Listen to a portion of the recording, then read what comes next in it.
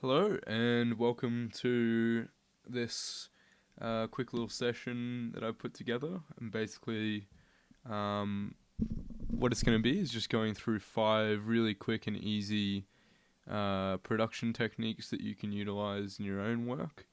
You don't have to utilize all of them, but I'm going to show you these 5 things in pretty quick succession.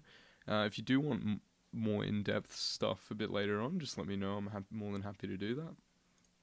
But basically, we're just going to record a vocal from scratch and then process it using Ableton stock plugins and stuff like that. The only exterior plugin I'm using is Serum, but that's just as a carrier, which I'll get into in a little bit.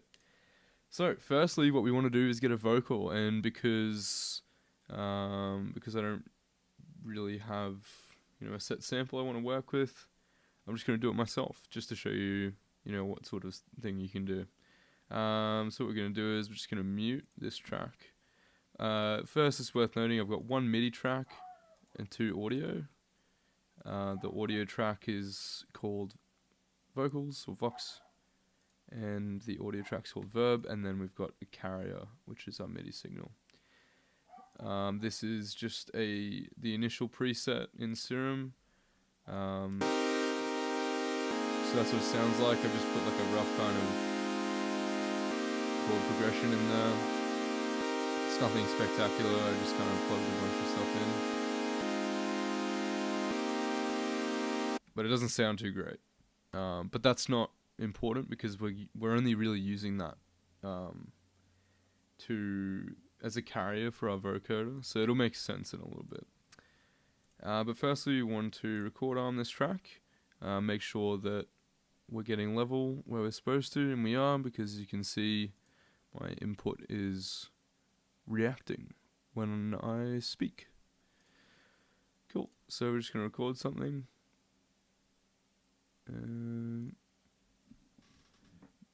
Yep.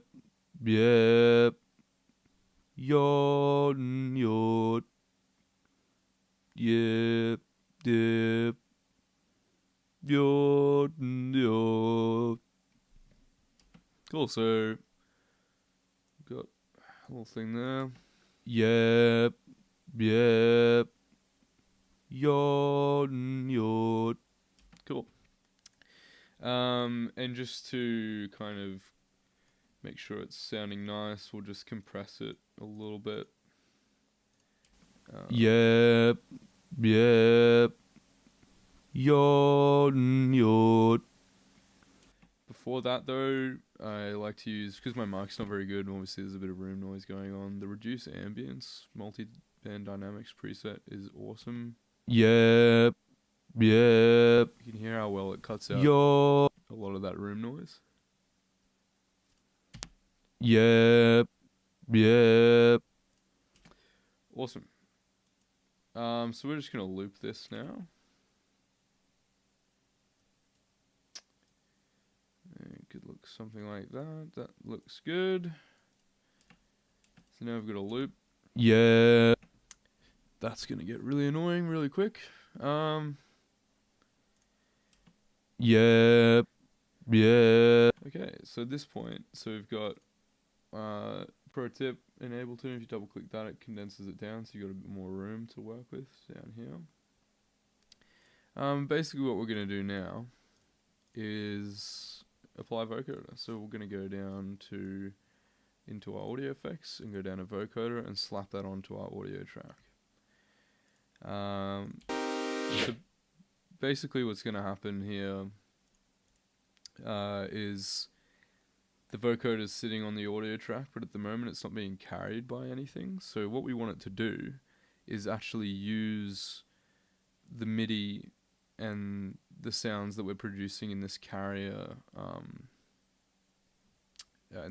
track to modify the sound that we're getting in the audio. So by using this as a carrier, by using this carrier in the vocoder, we're able to control a lot of different things, including pitch, as well as kind of like the clarity of the sound. But pitch being the biggest thing, that's you know, the kind of effect that you're going for is controlling pitch, making it sound robotic but not, you know, shitty. Like this is what it sounds like without a carrier. That's nightmare fuel. That's fucking terrible. So we're gonna go to carrier and hit external, and then audio input from carrier. We've already named it. How great is that?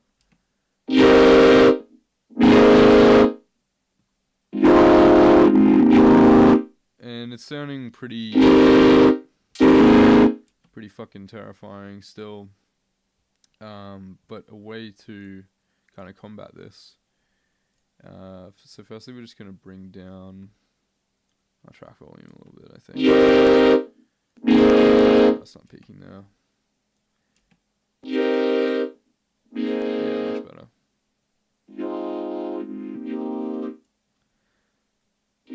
So if it's clipping like that really badly, then just bring the level down here. And that sounds way better already.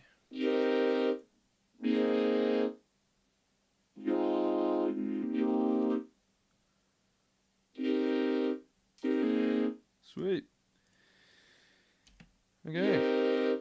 And then this is just how you can kind of get a different sound by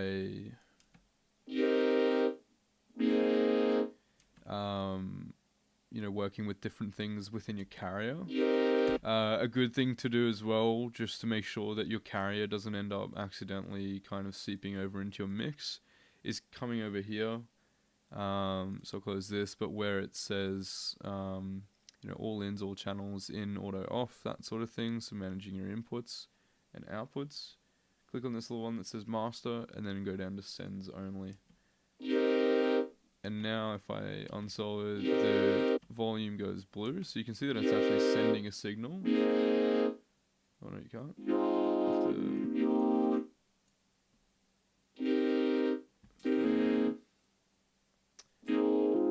There you go. So you can see that it's blue, which means that the signal's being sent, but it's actually not going to the main mix or the master. Yeah, cool. So now what we're going to do is just mess around with the carrier a little bit and have a bit of fun with that. And then we're going to move on to our next few things, which will be really quick. So, you know, adding effects and stuff changes the sound a lot.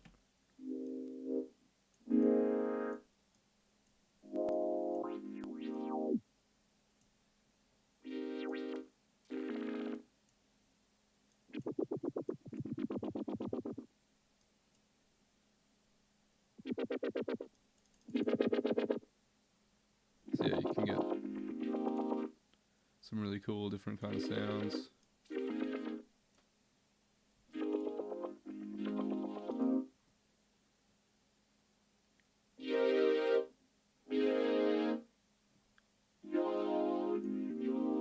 So yeah, that's sounding pretty nice. Okay, so that's our first tip. That's like a Daft Punk kind of vocal, you know, vocoder effect, which is really cool, really simple, takes no time at all. Just where you can really kind of set yourself apart is how you build your carrier, and that can really change the kind of quality of your vocal that you get. So you can tell, yeah, obviously, but yeah. Actually sounds kind of good now. Okay, so now what we're gonna do is create what I kind of refer to as metallic delay. So it's kind of I don't know, you see it here and there. I lent it from Ghetto, a dubstep producer. Basically, all of my references for this video will be in the description as well, and I'll probably put it in a blog somewhere, so that you can look at the original videos that I watched to get these ideas to create this one. But basically, what what Getter uses this delay for in terms of sound design is to create a really short delay, and use that to kind of like phases itself out, and in turn it starts cancelling out a lot of its low and mid frequencies and boosting a lot of highs. So we're going to double click on our vocoder and close that down, and then we're going to go to a simple delay, boost the dry wet up to 100, and then we're going to click link down here, and then we're going to hit sync, and then start bringing the time down. And at this point you can't really hear anything, but that's because our feedback is at 0. So I'll leave it up at about 100 for now, and then I'll start bringing the feedback up.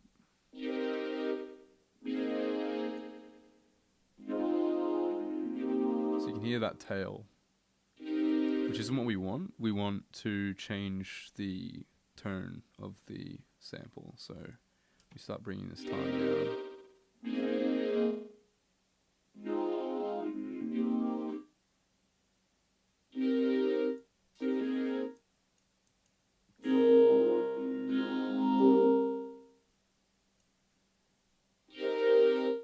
The more you mess with the feedback, the more metallic it gets. Like if you put it way up there, it's not very pleasant, but bringing it down, it gets to a nice kind of level. Cool, so there's your metallic sounding effect. You can do that on anything, like even if I take the vocoder off. Yeah. It gives it this like robotic feel. It's really cool. I've used it on a ton of vocals. Cool, so we've got our vocoder and our simple delay. Just creating this like really robotic kind of sound. So now we're going to start using more time bass effects in their typical for their typical use. But this is a really cool effect that I learned from a guy called, I believe, Dubspot, on Dubspot, which is an awesome tutorial channel. But basically the way it works is we want to... First, what I'm going to do is I'm going to take this 32 bars of Vox. I'm going to go consolidate, right click on the top and click consolidate, or you can hit Control J and that does the same thing. Consolidate it all into one nice big clip. I'll do that with this up here as well. Cool. Great. Now, what we've got to do, and this is going to be a little bit tricky because we're using a vocoder that's going through, has this carrier. So what we're going to do is basically flip this sample, so reverse it.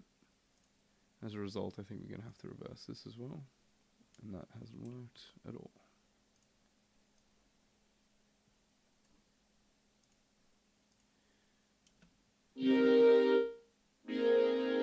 So what we're going to do is we're actually going to, just for the sake of this, basically the dilemma I'm facing at the moment is if I were to reverse this track, the chord progression that I've created is going the wrong way. And you'll see why that's a problem in a second. So if I reverse it back, and basically what we're going to do here is we're going to right click on our carrier track and freeze it. Okay, no we're not. So we're going to turn off this vocoder. We're going to try again. No, we can't do that. Okay. Just going to move. Actually, no, I can do this. So we just have to turn off the external routing at this point. Ableton doesn't like freezing and flattening things when there's routing involved. Don't ask me why, but this should work fine now. So if you freeze and flatten, these are just by right-clicking audio tracks. If you freeze and flatten, then it bounces it out to audio inside your DAW, so you don't really have to, export or anything like that. You can just do it straight there. And now we can return our carrier in the vocoder. And what we're going to do is grab our vocal, reverse it, and grab our synth and reverse that as well.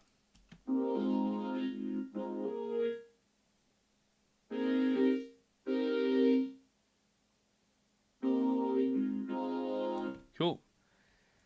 And you're probably wondering what's the point, and I'm about to show you. So what we're going to do now is grab a reverb, and we're going to drop it straight onto the track. I know this is kind of blasphemous, but bear with me. We're going to turn the dry wet up all the way to 100%. So it should sound like super spacey.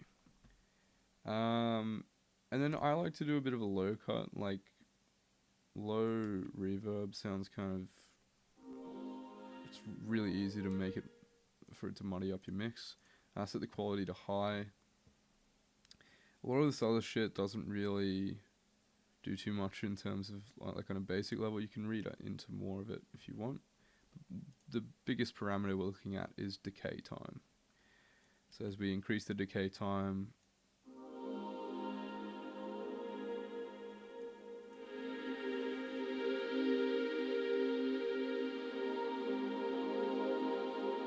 the tail of that reverb, and it's still tailing out now, you can hear it, just gets so long and nice. There are websites that tell you perfect, decay times per bar, depending on your BPM. They're really helpful. You can make it so that your reverb tails out, perfectly in time if you want it to. And it's really good for this purpose as well. So basically what we're going to do now, so we've got this really dreamy kind of sequence going on. Fuck ton of reverb. We might bring that down a little bit, about half, maybe 16.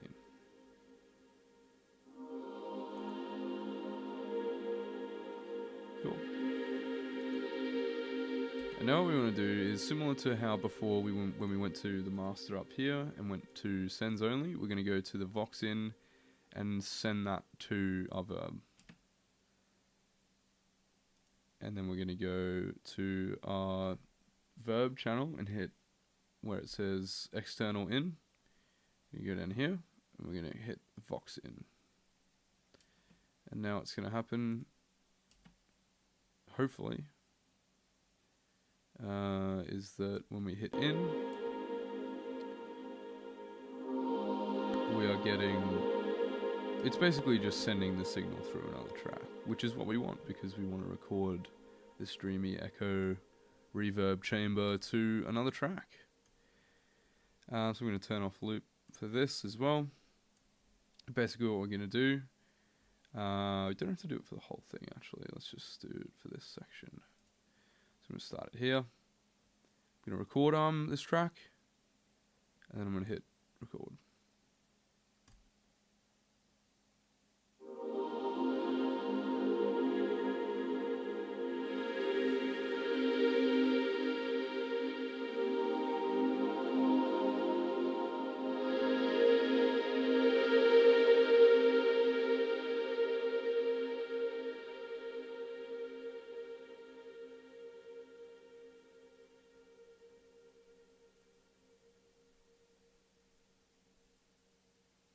Perfect, so that tails off really nicely. And then we go to input monitoring and turn it off or to auto, which is perfect. And then we want to go back to our input and hit external. I don't want to do that. Hit external in and make sure you disarm the track. My mistake. And cool, so now we've got this little thing. We also go back to our Vox track and change that back to master. So now we've got our vocals back. And then what we want to do is go back and reverse everything that we reversed the first time. So that would be the carrier, the vocals, and the reverb. Cool. Now this is what we want here. So if I were to bring this down here, this is what it'll sound like. So we're just going to turn this off for now. And that's the other thing. So we're going to get rid of our reverb. That's done. It served its purpose for now. And yeah, so check this out. So go down here.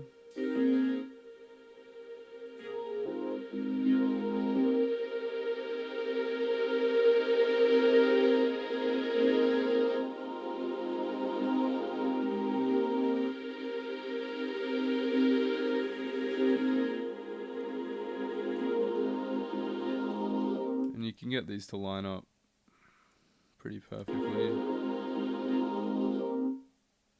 But it's such a cool effect. Just leaves this kind of... Just turn down the volume a little bit. You just get this really cool kind of trailing ghost-like effect, and it can be so incredible when used in the right way.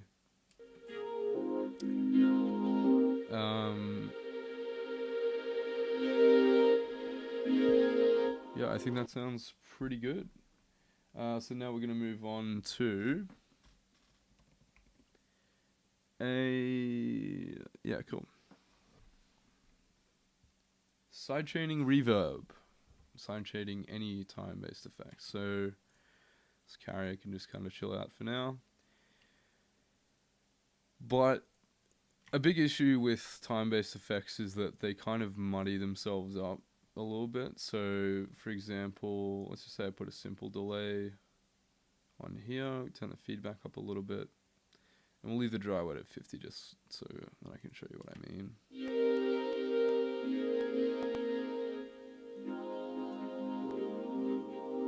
So the previous delays kind of wash over themselves, like the original kind of audio, and then you're left with a lot of clashing melodically. So I'm going to show you a good way of combating this, and you can use this with any time-based effect, like Ableton 10 has echo. You can use it with that. You can use it with any delay or any sort of reverb or anything like that. So we're going to do we'll do a delay. So first what I want to do is get an audio effect rack and drop this down here, and I want to right click and click create chain and do that twice. So basically what we've done is created two duplicates of our signal in Voxin. So you'll notice it's a lot fucking louder as well. So if I mute one, so you can see what's happening here. So we've got two duplicates of the same. We're going to hit Control R or Command R, change this one to delay, and then we're going to change the other one to dry. And then we're going to click on our delay chain. We're going to grab a simple delay. We're going to hit the wet up to 100. Bring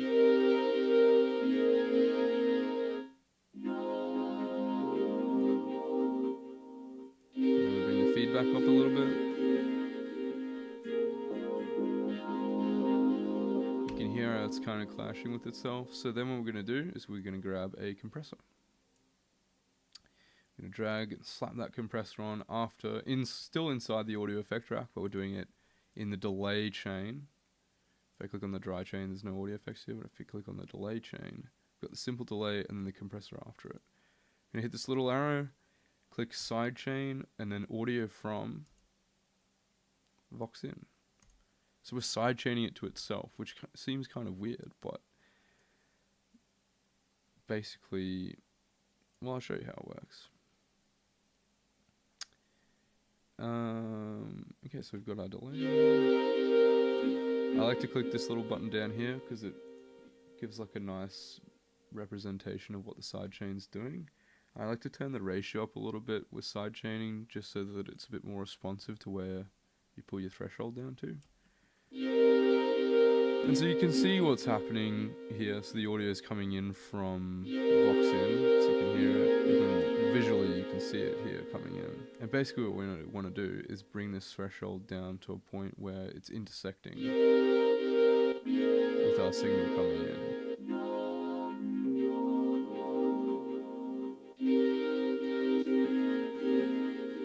Obviously, you don't want to overdo it, but you can kind of mess with the release as well to get a more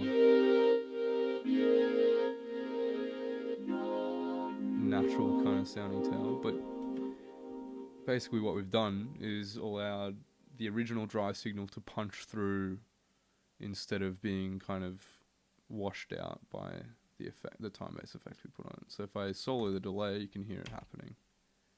You can visually see it ducking out of the way as well.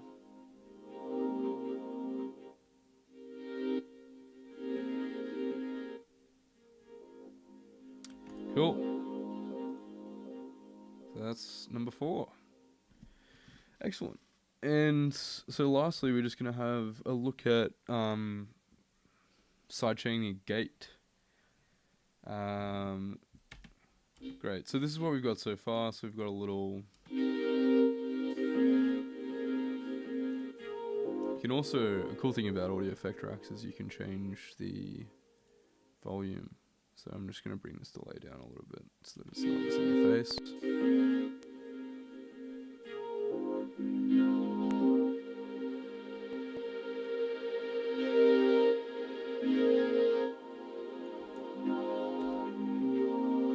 Cool, so we've got this cool little loop with this nice ghost verb in it as well.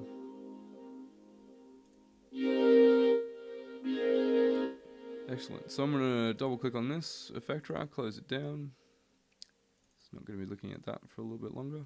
And then what I want to do, shift click, highlight both of these, and then right click in group tracks, or you can also hit Control G. And now we've got a group, or a bus, as most other digital audio workstations would call it. What we're going to do, we're going to call this the Vox bus. What are we going to do with the Vox bus? So now we're going to need another track. So we're going to insert a MIDI track.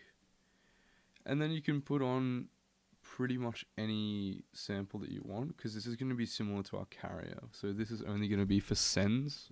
So I'm not actually going to hear anything that's coming out of this track. So usually like a hi-hat or something is really nice, because hi-hats are really sharp and quick. So that'll be perfect. So these are just stock samples within Ableton as well, not going ham or anything on sample packs or anything like that. You just want like a really quick sound. Look at that. Look at that. That is perfect. Cool. And then what we're going to do is we're going to have the gate in this second half, so in the last 8 bars of this section. And then what we're going to do is... you know, put a little groove on it, see what that sounds like, and then we're going to start drawing in our patterns. I like to work in 16ths, especially for hats. 16th and 8th notes are pretty good. We'll just try out some 8ths for now.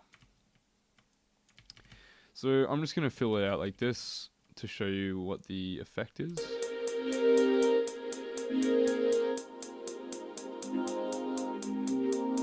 So that sounds like shit, right? But what we're going to do is we're going to go to our hi-hat. We're going to hit the same, hit our output, go to sends only, so we don't have that shitty hi-hat. And now we're going to go to our Vox bus that we created earlier. We're going to go into our audio effects and we're going to go down to gate. And we're going to drag the gate onto the Vox bus. Down here, it doesn't matter.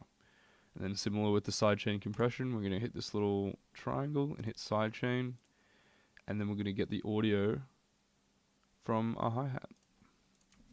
So we're just going to call this hi-hat carrier, just to make it a bit easier on us. Cool. So now what we want to do, so if we look at the gate, we can see the signal coming in with the hi-hat here. See that. But where is our audio going? So first you want to reduce your floor to infinite to get the right effect. And then what you want to do is bring your threshold down.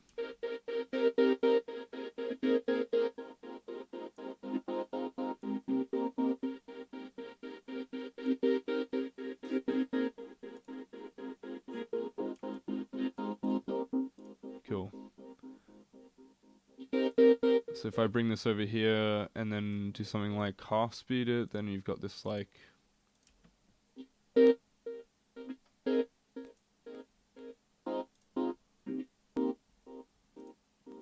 cool kind of effect going on, and then it builds up into this ghost verb.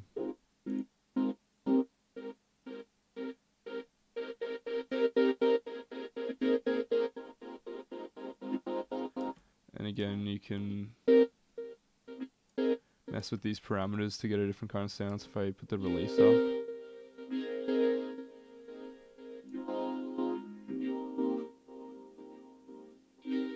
it's a bit bouncier.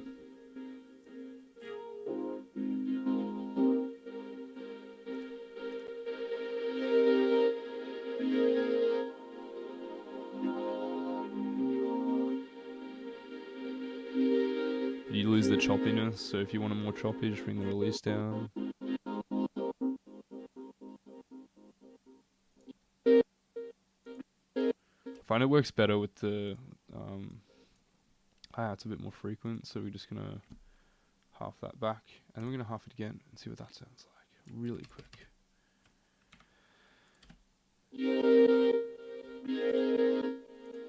It's barely even noticeable.